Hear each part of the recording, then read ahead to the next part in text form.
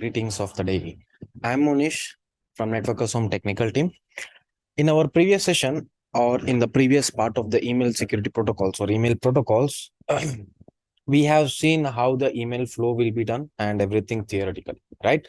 So according to this, while sending the mail, we are going to use the SMTP protocol, and while receiving the mail, we are going to use the POP3 or the IMAP protocol. So IMAP and POP3 are on the client side.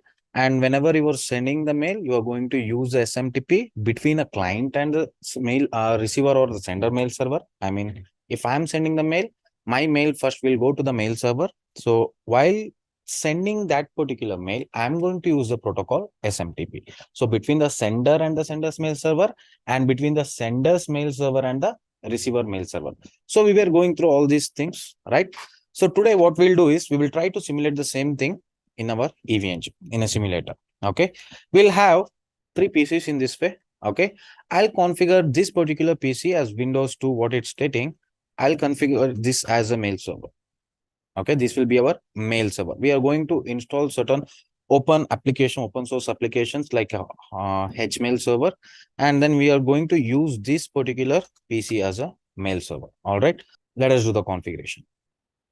So this will be our mail server, and these 2 PCs will be our client. You can consider this is our admin, and then let's consider the other one is sales. All right. So here sales, here admin, and then we are going to create our own domain. Let's consider our domain will be localserver.com. Okay. Localserver.com. We are going to configure this name as a domain. This is our domain. This will be our domain. All right. So currently I have connected to the management network so that I'll be getting the IP address via DHCP, and I'll be having the connectivity to the internet and everything. Okay. So if I go over here, I'll be using the Windows 7. So we will try to send a mail from admin@localserver.com to sales@localserver.com. So before that, we need to do certain configurations like assigning the IP address statically and then doing the configurations of the host files and all. So let us proceed. Now, currently, as you can see, I do have the connectivity to the internet. Let's look at the IP address. You can see I'm getting an IP address from 170.16.1.123, and that gateway is 16.1. Let me assign them. Let me name them here. 123. Let's consider here the mail server IP address will be 170.16.1.123. All right. I'll assign this IP address statically. I'll disable the IPv6 as we are not using IPv6. I'll go to IPv4 and I'll assign an IP address 170.16.1.123/24 will be our subnet mask, and the gateway will be 172.16.1.1. Along with the DNS, I'm going to provide the public DNS, Google DNS. I'll say okay. Close it. Still, I do have the internet connectivity. Let's try pinging 8.8.8.8 and verify. Yes, I do have the connectivity. All right. So our mail server IP address has been assigned, and we do have the connectivity to the internet and everything. Now let me go to the client as well. And in the client also, let me assign a static IP address. It's fine. We can have a DHCP IP itself. It's a dynamic IP we can have. But just for the simulating purpose, we will assign a static IP. Whatever the IP it has got from the DHCP, will utilize the same IP address. Will not go with any other IP. I'll disable IPv6. I'll go to IPv4 and I'll configure. Oh, before that, let's verify, guys, what IP address we got. 125. Okay. I'll assign .125. Why I'm assigning the same IP is because, see, by this router, maybe hundreds of people might be connecting and certain IPs might be assigned to other PCs or something. Okay. So we should not have any kind of confusion, right? And we should not want to conflict with the IP address. That is the reason why I'm using whatever the IPs I get here. 172.16.1.125/24, and then 170.16.1.1 will be my gateway. DNS. I'll close this. Okay. So now let's go to the other machine also. Let me try pinging and verify first. Ping 8.8.8.8. I do have the connectivity to the internet. That's totally fine. Why I need the internet is because we are going to use certain applications like in the mail server, we are going to configure the hMailServer, and on the client side, we are going to configure the Thunderbird. Okay. It's all open source, guys. So anyone can use it. Not a problem at all. I'll go to the other machine as well. Here also, let me log in. So here we are going to configure the host names and the emails, the accounts we are going to configure on the mail server, correct?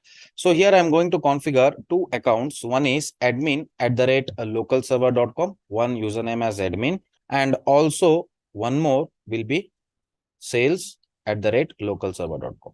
Sales@localserver.com. So both accounts will be there. We may need to integrate our clients, that Thunderbird what we are going to use.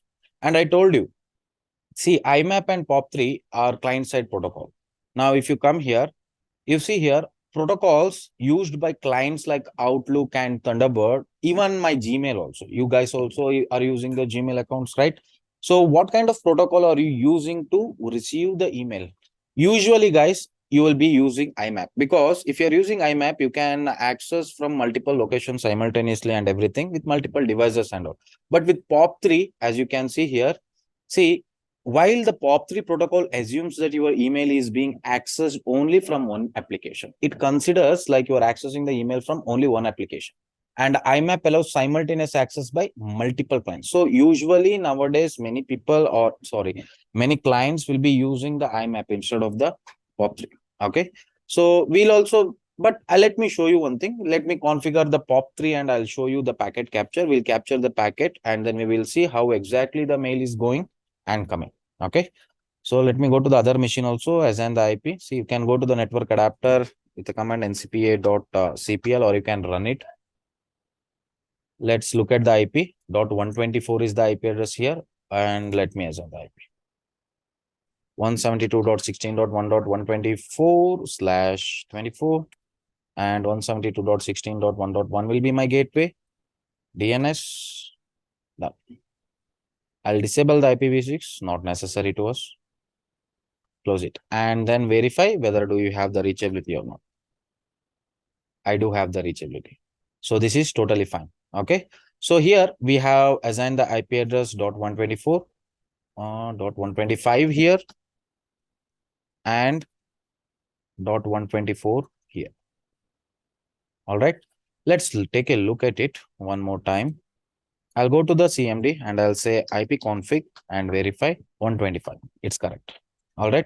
So perfect. We do have the internet connectivity and everything. First of all, let me go to the mail server and download the hMailServer.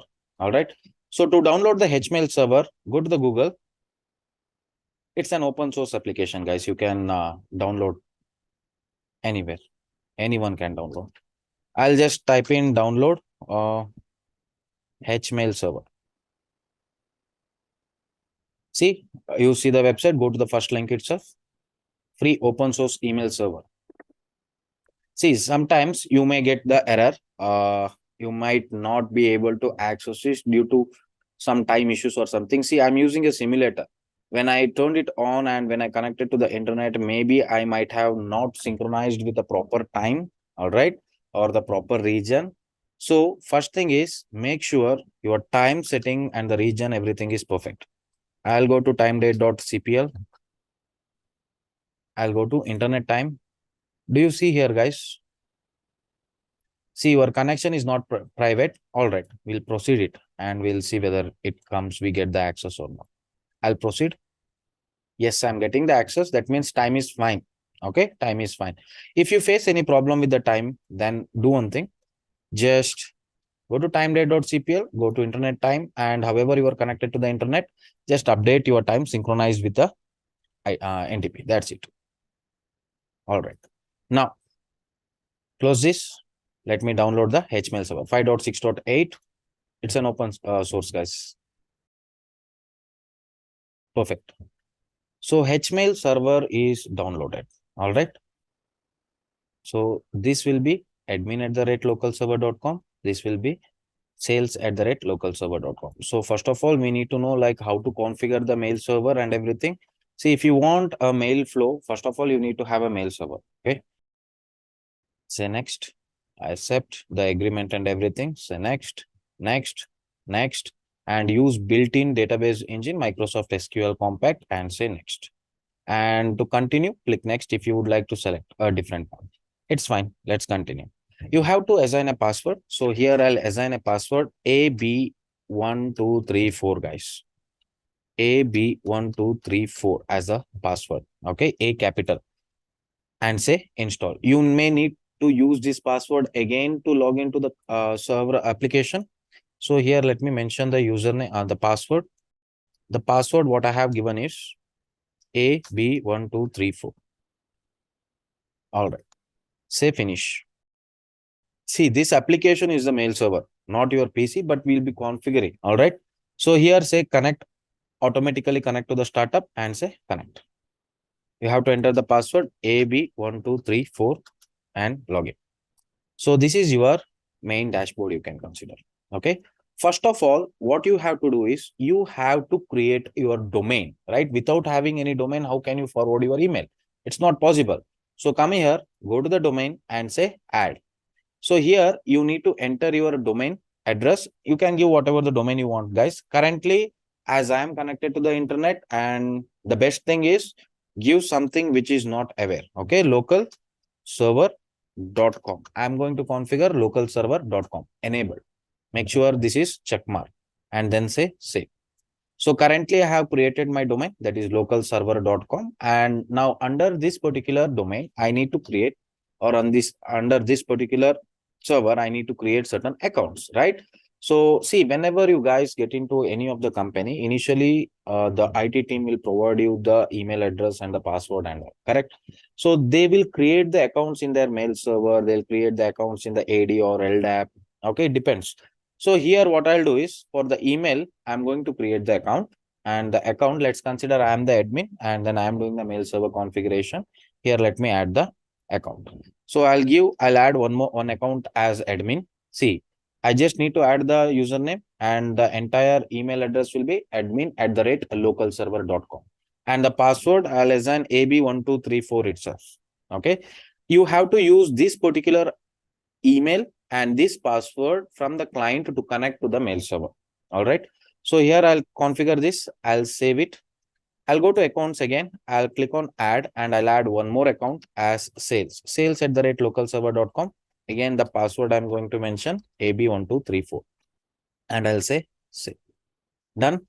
Now, if you go under accounts, you can see there are two accounts present, admin@localserver.com and sales@localserver.com. So we are done with the configuration of the mail server application. But we have to tell for these particular clients along with that the server, who is our mail server. So we may need to do some modification to the host files of the system config. So what you have to do is go to my computers and go to C drive, and under C drive, go to Windows, and under Windows, you should go to System 32. Yes, System 32. And under here, get inside drivers and go to etc. So here you see the hosts, right? See here, guys. Under local disk C, get inside Windows. Under Windows, go to System 32. Under their drivers and etc. And here you have hosts. Let me open it. Open it with a notepad. If you see here, see guys, this is a sample hosts file used by Microsoft TCP/IP for Windows. Here, local host name resolution is handled within the DNS itself. So now whenever I try to send any of the mail, the procedures are like this. First of all, you need to find out what is the IP address of the local server.com, right? And also for the mail server, we need to indicate who is the mail server. So in our case, this particular PC itself, this particular host itself is the mail server, correct? So we need to modify this file. Come over here and then enter the loopback. See here, 127.0.0.1, that indicates that it's the local IP. So 127.0.0.1 and press one tab and you have to type in mail.localserver.com and copy this. And this itself will be our mail server, local server. Okay. And localserver.com Along with that, smtp.mailserver.mail.localserver.com. So all these configurations you have to do. Okay. See, this is we are trying to simulate, guys. All right. And we are going with an open source application and we are setting up the entire thing. That is the reason why we have to do all this stuff. So now currently we are done with these modifications. Make sure we have all the details. POP3, if you want to mention the IMAP also, you can mention imap.mail.localserver.com. Okay. Once this is done, save it, Control S. Okay. Save it and then close it. Now open it and verify whether the modification has taken place or not. Yes, the modification has been taken place. Now this configuration is not only here. We have to do it in the clients as well. See, normally I understand people don't do all these kind of configurations. As a client also, you don't do any configurations, right? You either use the clients like Outlook or you either use the clients like Gmail. So whenever you use these clients, right, this kind of modifications will be automatically done. There is no need to worry about all this stuff. Currently, what we are doing is we are using the open source application and we have to do certain configurations. All right. And this is my mail server, guys. This is my mail server. And don't close this particular application because this application is hosting this particular server. Clear? So just minimize it. We have two accounts and the modifications are already done. Now let me go to the client. And here we should download the Thunderbird. Okay. So let's go to Google. Let's do one by one. All right. So here just type in Thunderbird download. Yes. And then see Thunderbird, make email easier, right? Yeah, let's make the emails easier. If you never ever download from a third-party sources, guys, always go with an official website. And here I'll download a free download. And today we will see the mail flow, guys. Actually, how the mails are going and how the mails are being received. We will capture the packets and we will filter out for the SMTP, POP3 or IMAP, and then we are going to see while sending the mail what will happen and while receiving the mail what will happen.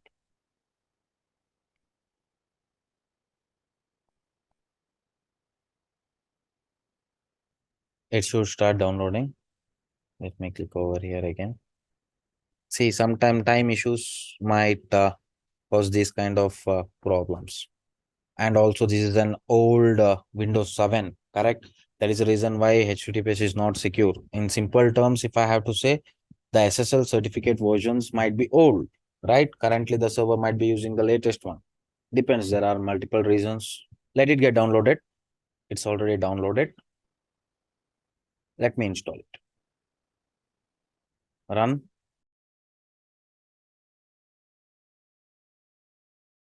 Next. Standard installation. As my default mail application, yes. Launch. Yes. See, guys, and another one more thing is, see, we have to currently log in. We have already created the accounts in our mail server, right? We will do one thing. We will download the Thunderbird over here also.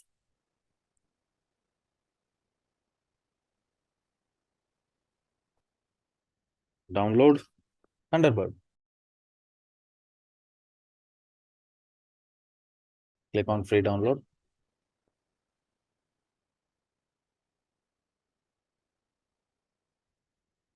So according to this, according to the flow, currently we have one mail server and we are in the same domain and everything.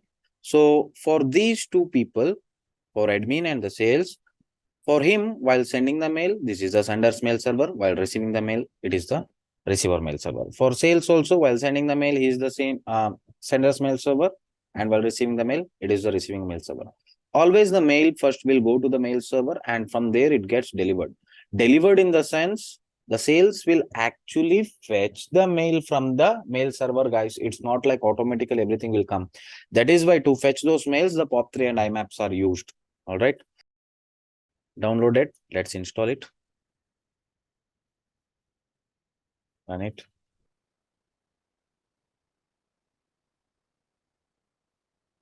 Install standard installation. Say finish. So now guys, we have downloaded the client applications, Thunderbird, and then on the mail server also mail server configurations are done.